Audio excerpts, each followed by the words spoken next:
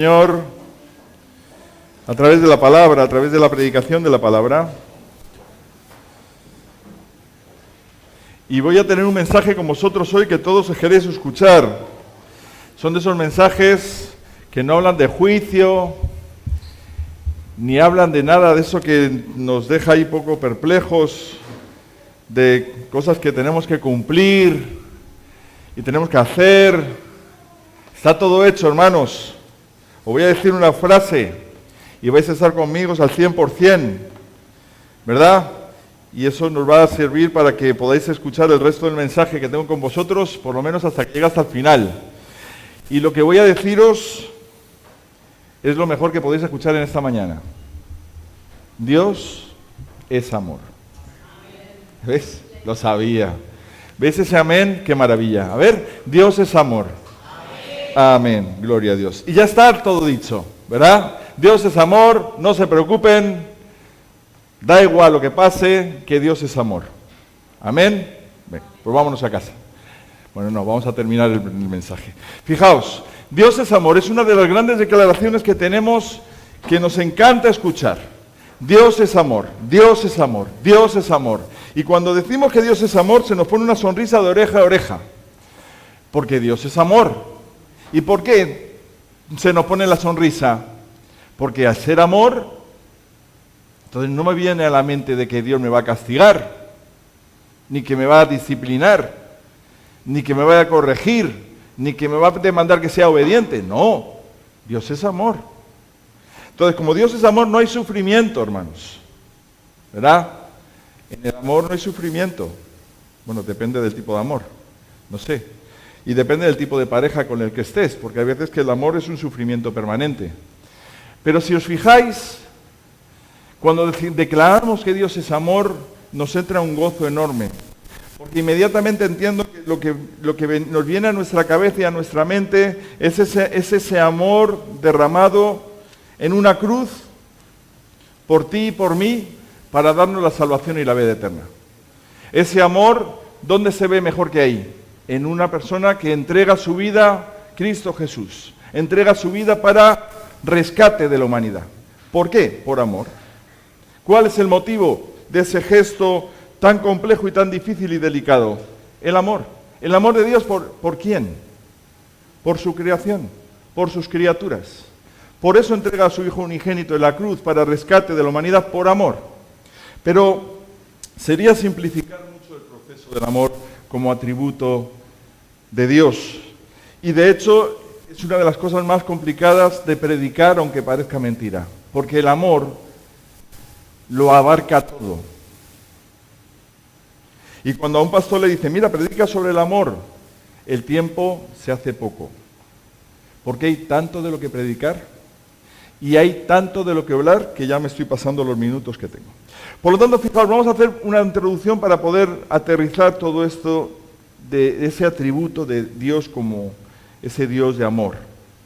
Podemos decir que Dios mismo, a través de su palabra, se define sus atributos, y este atributo de Dios, este atributo del amor, se encuentra dentro de Dios como redentor y como juez. Quiere decir que el amor, ese atributo de Dios, lo podemos ver en su redención y lo podemos ver cuando Él ejercita justicia y juicio. Que hay veces que lo separamos, pero no se puede separar porque está vinculado, está unido.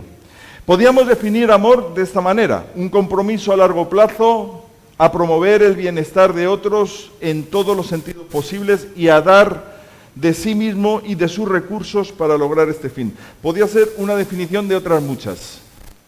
Podríamos definirlo así. Vuelvo a decir, lo dejo ahí en el aire por si queréis reflexionar sobre ello. Pero fijaos, yo voy a llevar a dos textos rápidamente. Encontramos en Deuteronomio 6:5, en la Shema. La Shema es ese texto que los judíos recogen, incluso imprimen y la ponen en los dinteles de sus puertas y lo meten en una cajita cuadrada y lo ponen y lo atornillan en los dinteles de las puertas, y cada vez que sale ponen la mano en la Shema, porque la Shema lo que dice es lo que podemos leer. Vamos a ir a Deuteronomio 6 rapidísimamente. La Shema es uno de esos textos donde se declara algo muy relevante, no solo para los tiempos del pueblo de Dios, del pueblo de Israel, sino para nuestros tiempos actuales. Dice el versículo 4, oye Israel, el Señor nuestro Dios, el Señor uno es. Y amarás al Señor tu Dios de todo tu corazón y de toda tu alma y con todas tus fuerzas. Y estas palabras que yo te mando hoy estarán sobre tu corazón. Y las repetirás a tus hijos y hablarás de ellas estando en tu casa y andando por el camino y al acostarte y cuando te levantes. Y las atarás como una señal en tu mano y estarán como frontales entre tus ojos. Y las escribirás en los postes de tu casa y en tus puertas. ¿Qué palabra? Su palabra. Es decir, todo lo que precede a este momento. Y estamos en Deuteronomio, donde también aparecen los 10 mandamientos en el capítulo 5. Quiere decir, oye Israel, Jehová nuestro Dios, Jehová uno es. ¿Cuántos hay? ¿Cuántos dioses hay? Uno. Solo hay un Dios. Y amarás al Señor tu Dios con todo tu corazón y con toda tu alma y con todas tus fuerzas. Fijaos qué es lo que va a decir Mateo 22:37. Amarás al Señor tu Dios con todo tu corazón y con toda tu alma y con toda tu mente. Y este es el primero y gran mandamiento. Y el segundo es semejante. Amarás a tu prójimo como a ti mismo. De estos dos mandamientos depende la ley y los profetas. Este mismo texto en Marcos le suma algo. A ver si detectáis qué es lo que suma Marcos a este momento de esta declaración. Donde Marcos sí coge el texto de la Shema y dice, el primer mandamiento de todos es, oye Israel, el Señor nuestro Dios, el Señor uno es. Y amarás al Señor tu Dios con todo tu corazón y con toda tu alma y con toda tu mente y con todas tus fuerzas. Este es el principal mandamiento. El segundo es semejante, amarás a tu prójimo como a ti mismo.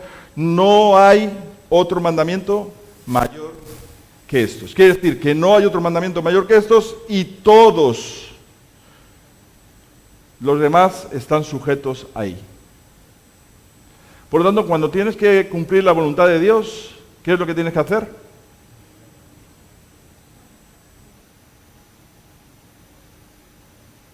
¿Dónde está la voluntad de Dios?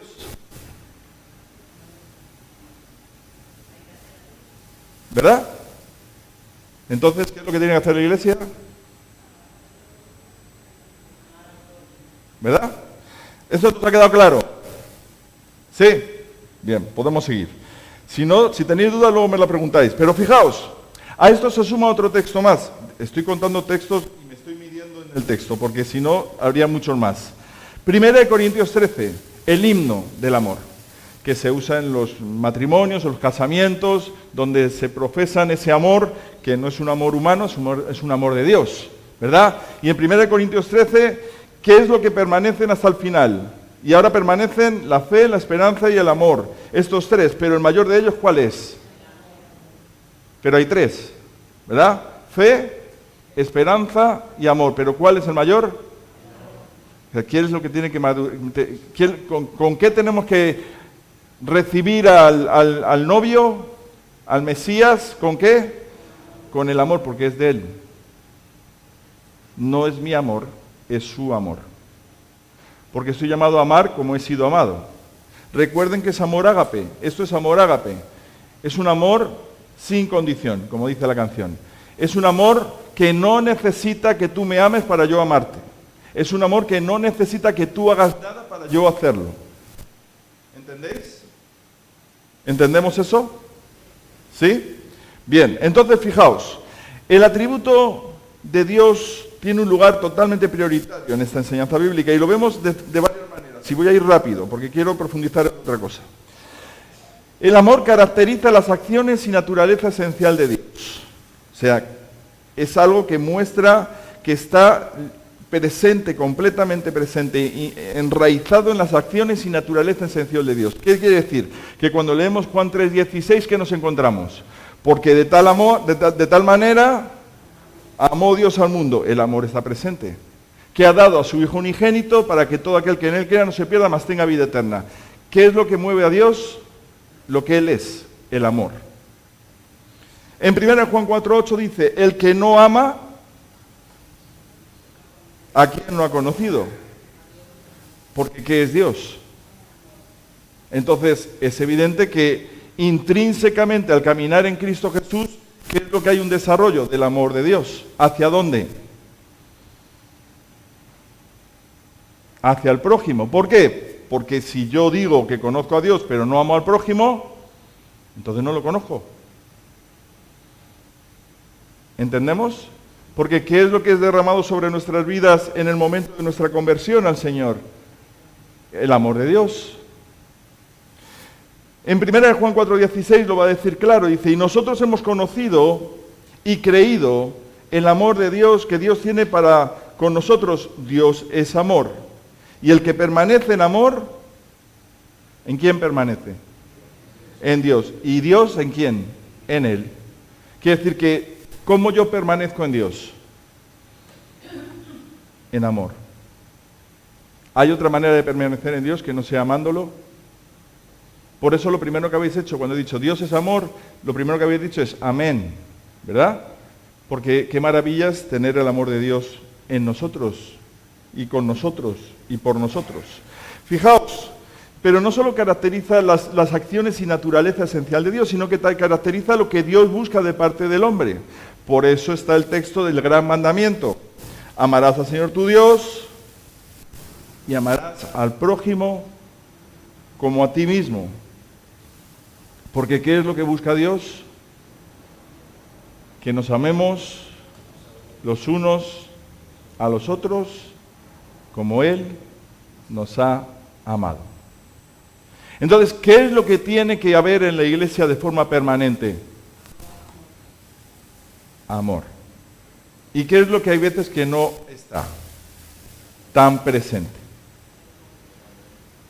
Entonces, cuando el amor no está, ¿qué es lo que está? Es algo muy sencillo. Si el amor no está, está la carne, están las cosas de la carne. ¿Y las cosas de la carne qué generan? Disensiones, contiendas, pleitos. ¿No? ¿Por qué? Porque no está ¿qué? El amor. Porque es el amor de Dios el que nos ayuda a entendernos, a comprendernos, a caminar juntos. No puedo seguir ahí.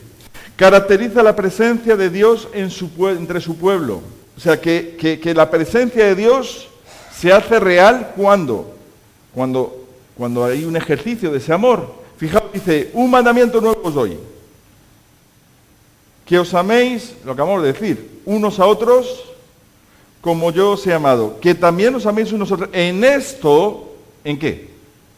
En que nos amemos, ¿no? Conocerán todos que sois mis discípulos, si tuvieseis o tuviereis amor los unos con los otros. Quiere decir que ¿cómo van a conocer que sois mis discípulos? Trabajando, sirviendo, viniendo, participando, orando, leyendo la Biblia. No, amando. ¿Que todo lo demás será parte de eso? Claro que sí. Pero ¿qué es lo que tiene que estar presente? El amor. Si leemos 1 Corintios 13, da igual, hagas lo que hagas, que si no hay amor, de nada te sirve. ¿Lo recordáis o lo recuerdo? 1 Corintios 13, rapidísimamente.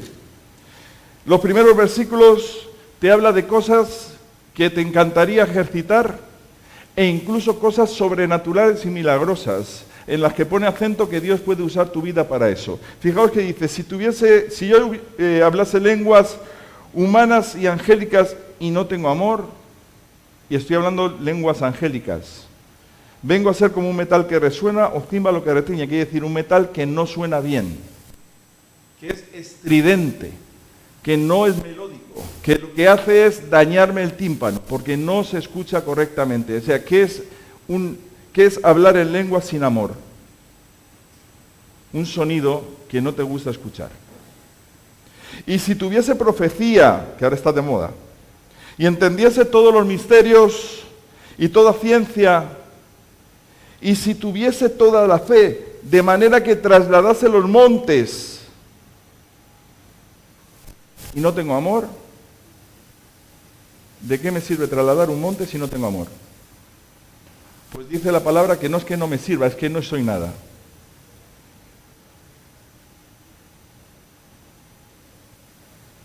No es que no me sirva trasladar el monte, es que no soy nada, aunque lo traslade, por fe.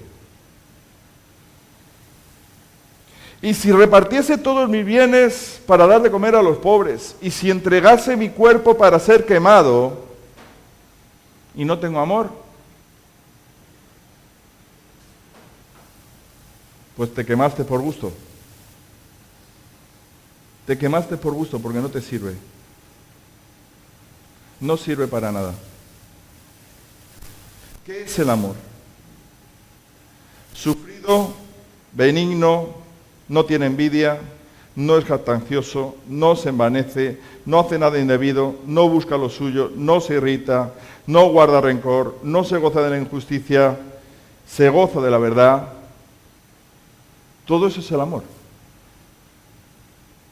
Cuando el amor de Dios está en mí, ¿qué es lo que yo hago? Todo lo que acabo de decir. Porque es el amor el que me dirige, el que me mueve a hacerlo. El amor todo lo sufre, todo lo cree, todo lo espera, todo lo soporta. ¿Quién? Yo, no, el amor. ¿Y dónde está el amor? ¿En quién? En Cristo Jesús. ¿Quién está en mí?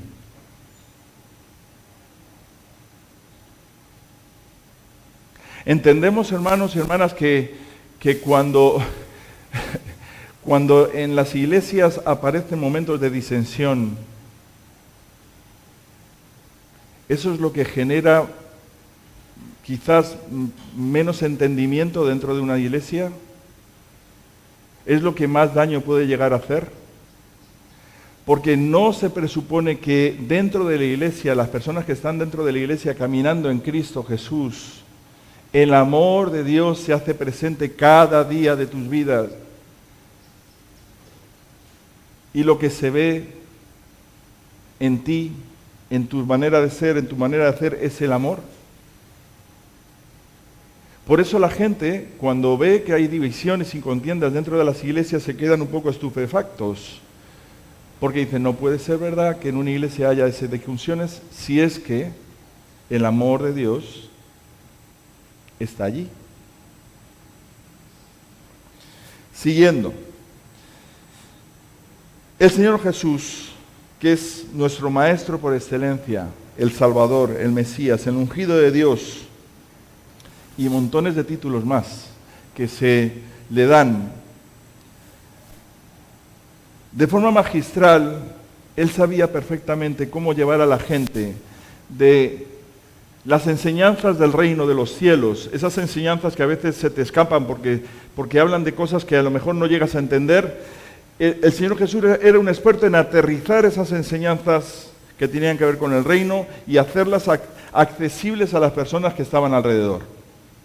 Y el Señor Jesús, en uno de esos momentos en los que tiene alrededor personas, como solía pasar, constantemente rodeado de personas, algunos para bien y otros para mal, porque es cierto que al Señor Jesús le seguía a todo tipo de personas. En un momento de ese recorrido, Jesús se encuentra con alguien que le hace una pregunta. Y le llama maestro. Era un intérprete de la ley. Y le llama maestro y le dice, ¿haciendo qué cosas heredaré la vida eterna? Un intérprete de la ley preguntándole a Jesús. Y dice, y Jesús le dijo, ¿qué está escrito en la ley y cómo lees?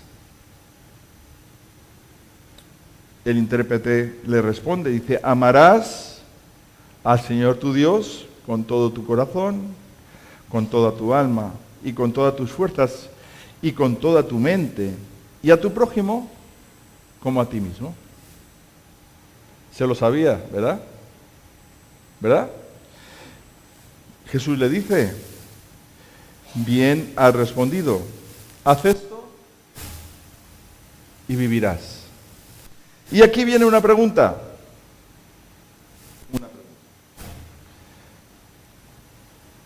El intérprete, queriendo justificarse, le dice: Jesús, ¿y quién es mi prójimo? Porque yo sé que hay que amar a Dios, ¿verdad? Y que hay que amar al prójimo. Y entonces el intérprete de la ley le dice: ¿y cuál es el prójimo? Entonces el Señor Jesús le lanza esta parábola. Hermanos, una parábola que hemos escuchado millones de veces. ¿Os imagináis cuál es? La parábola del buen samaritano. La parábola del buen samaritano nos ubica en un espacio temporal donde era algo cotidiano que la gente se moviera por caminos y se desplazara de un lugar a otro. Esa era la normalidad.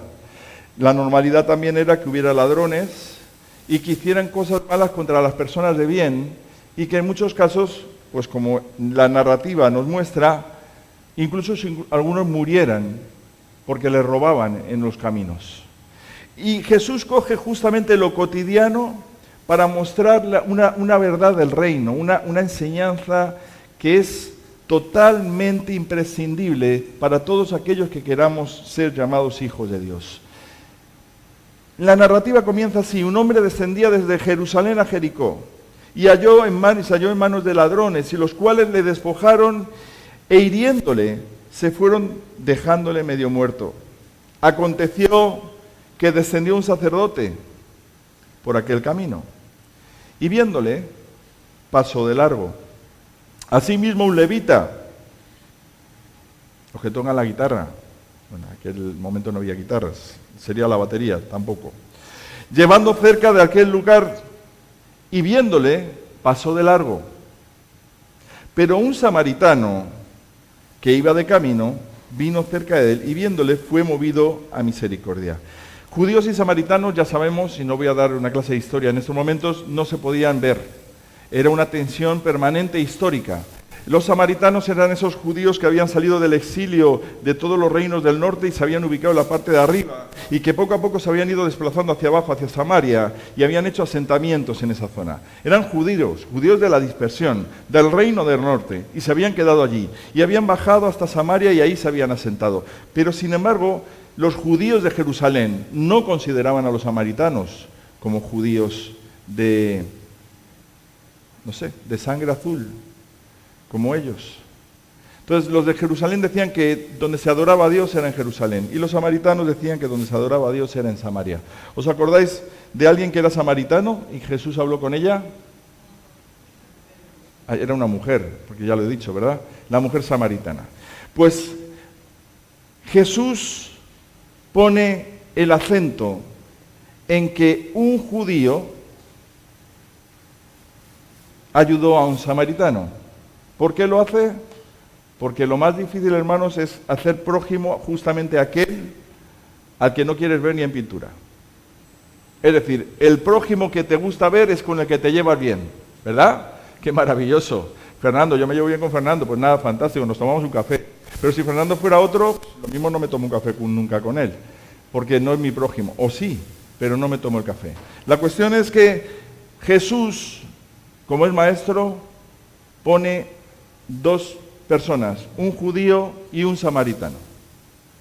¿Y qué hace ese judío que ni era sacerdote, ni levita, ni tenía un cargo en nada, ni espiritual de no sé qué? Se mueve a misericordia al ver a alguien tirado en una cuneta muriéndose.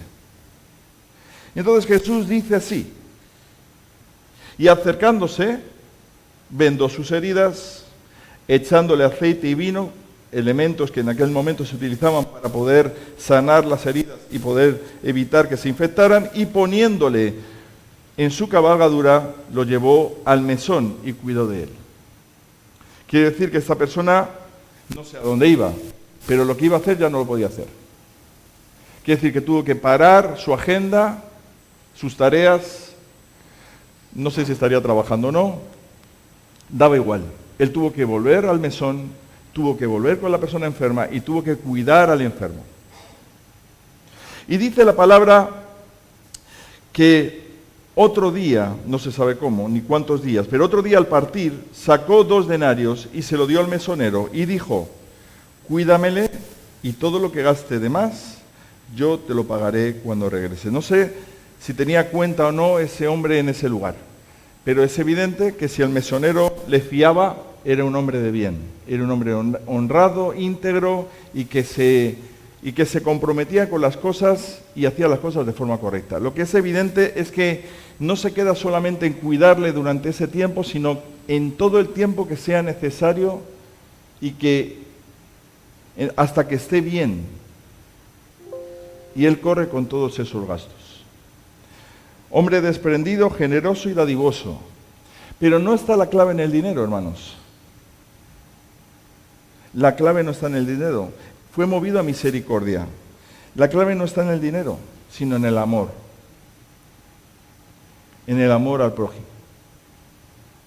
Y en su ejercicio de amor al prójimo, él lo que hizo es asistir a una persona desvalida para poder conseguir que esa persona pudiera salir adelante y llegar a su destino.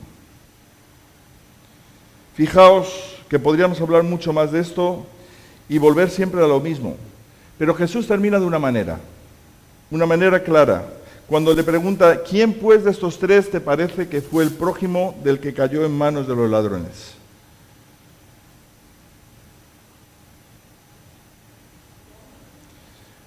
El que usó de misericordia con él. ¿Y quién usó de misericordia con él? El samaritano. Entonces, al final, ¿quién es el que tenía que haber asistido al judío? ¿Los que eran afines a él? ¿Los que tenían un cargo? ¿Verdad? ¿Tenían que haberlo hecho? No, seguramente habrían hablado del amor de Dios. El sacerdote no sabría hablar del amor de Dios. El levita no habría cantado del amor de Dios y del amor al prójimo. Pero sin embargo, este samaritano, que posiblemente también se sabría la ley, ¿pero qué le dice Jesús?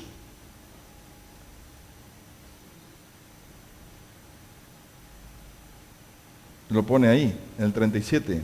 Ve y haz tú lo mismo. Y se acabó la conversación. ¿Creéis que ese intérprete de la ley fue y lo hizo? A partir de él, no lo sé. Pero ¿veis al final el amor hasta dónde tiene que llegar? El amor que está hablando, el amar al prójimo del que está hablando la palabra y del que Jesús está hablando, no se queda en palabras, sino se desarrolla en acciones.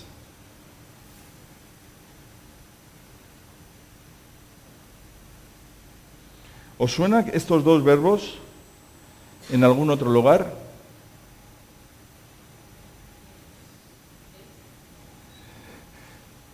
En algún otro lugar aparece una gran algo y estos dos verbos aparecen también. ¿Os suena? ¿En la gran qué? En la gran comisión, ¿cuáles son los dos verbos que se utilizan? Mientras vayas yendo, ¿no? Haz. ¿No? Mientras vayas, no, haz. ¿Y aquí qué dice? Ve y haz. ¿No? Entonces, ¿qué es lo que tenemos que hacer, hermanos?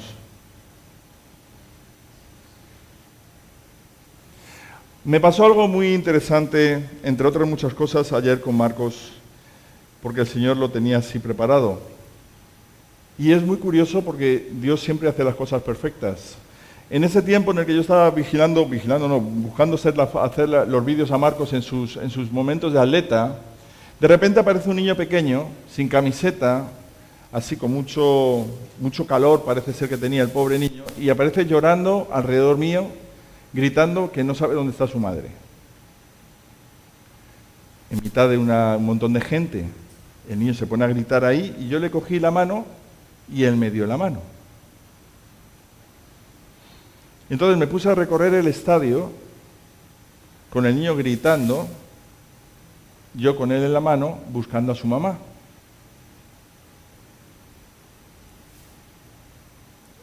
Yo fui el que le cogí de la mano para llevarlo a su mamá, pero podría haberlo cogido cualquier otra persona. A lo que me refiero es que yo podía haber seguido caminando haciéndole vídeos a Marcos y haber dejado al niño llorando ahí. O le cojo al niño de la mano y lo llevo a su mamá. Vuelvo a decir, es ir y hacer. ¿Entendéis? Es ir y hacer. Si hay una persona en necesidad, vas, la coges de la mano e intentas ayudarla para llevarla a su destino. Había 200, 300 personas allí. Quizás no era el más idóneo. Un hombre desconocido con gafas de sol y una gorra negra, que cuando la gente me veía me decía, ¿a dónde va a llevar este niño? A ver si se lo lleva y lo vende. ¿No? Entonces, luego encontramos a su madre, que su madre cuando me vio se le cayó la cara de vergüenza. Y dice, bueno, si yo lo había dejado con una amiga. Y pues, tu amiga no sé dónde estaba. ¿Vale? La cuestión es, estás en espacios llenos de personas, hermanos. Y hay cosas que acontecen alrededor de ti. Jesús estaba siempre, permanentemente rodeado de gente. Y siempre acontecían cosas alrededor de él. Y nosotros somos hijos de Dios y tenemos el amor de Dios en nuestras vidas y hay montones de cosas que suceden alrededor de nosotros. ¿Y por qué suceden? ¿Y para qué suceden? ¿Y qué es lo que podemos hacer al respecto? ¿O no hacemos nada? ¿Entendéis? ¿Entendéis que como ese amor de Dios no es para quedárselo, es para darlo? ¿Pero darlo a quién? ¿A quién hay que dar el amor? ¿A la gente? ¿No, Idalis? ¿A quién hay que dar el amor? ¿A quién? ¿Con quién hay que compartir el amor? ¿Con la gente? ¿Con qué gente, hermanos? ¿Con qué gente? Piensen en la gente que le rodea, piensen en la gente con la que tienen trato, piensen con los que el Señor pone en su camino. Esta parábola del buen samaritano lo que nos muestra es justamente eso. Hay una necesidad y hay una persona que tiene el amor de Cristo en él. Y fijaos, y solamente ya por terminar la reflexión, no tenemos que solamente centrarnos en lo que es la necesidad natural, porque entonces nos veríamos comprometidos, porque si tenemos que ayudar a todas las personas necesitadas de Santa Cruz, posiblemente nuestro sueldo no nos dé ni para vivir, porque hay mucha gente en la indigencia y hay mucha gente sin dinero. Pero Dios no está hablando de cubrir las necesidades de todo el mundo. Dios no te está llevando a eso. Dios te está llevando a que lo que Dios, al que Dios te ponga delante, al que Dios te ponga en tu camino, al que Dios te pone en tu círculo, cercano a ti, a ese círculo es al que hay que impactar. Es evidente que hay gente necesitada en África, por supuesto que sí, y hay gente que es necesitada en las islas en la isla de Gran Canaria, pero tú estás en Tenerife. Lo que Dios te llama es, ¿cuál es tu círculo? ¿Cuál es tu círculo? Hermanos, el amor de Dios es maravilloso. Y yo entiendo que ese niño, aunque después ya no me conocía cuando le volví a saludar, entiendo que ese niño sintió que ese amor de Dios estaba en mi mano cuando yo lo cogí y lo llevé a su destino, y cuando vio a su madre que vino corriendo y se la entregué, el niño estaba ya seguro, porque tenía a su madre con él y a su padre también. Allí estaba, en un lugar seguro. La iglesia del Señor está llamada a llevar a las personas que no creen a los pies de Cristo, con la ayuda del Espíritu. El Espíritu Santo es el que convence. Pero ¿qué es lo que estamos llamados? La iglesia está llamada a llevar a las personas a los pies de Cristo, a que conozcan al Salvador. Vamos a orar, que el Señor nos ayude a poder vivir en su amor y que Él sea glorificado en todo y en nuestro caminar diario. Señor, gracias te damos, Padre, por esta oportunidad que hemos tenido de nuevo. Señor, qué maravilloso es saber que tú eres amor. Qué maravilloso es saber que tú compartes tu amor con nosotros para poder amar como hemos sido amados. Qué maravilloso, Señor, es ser esa fuente de amor que tú la produces porque es Cristo el que está en nosotros para poder amar como hemos sido amados. Señor, ayúdanos a poder entender que el amor que ha sido derramado sobre nuestras vidas es para que tú lo uses con poder para otras vidas. Señor, acompáñanos en nuestro caminar diario. Danos dirección espiritual, danos sabiduría, danos conocimiento de ti, para poder caminar conforme a tu palabra, conforme a tu perfecta voluntad, Señor, para poder ser guiados por tu Santo Espíritu, para que tú seas glorificado en nuestras vidas. Gracias, Señor, por cada una de estos hogares, por aquellos que tuvieron que marchar. Guárdalos tú y protégelos, Señor, y bendícelos tú, Señor. En el nombre de Jesús. Amén.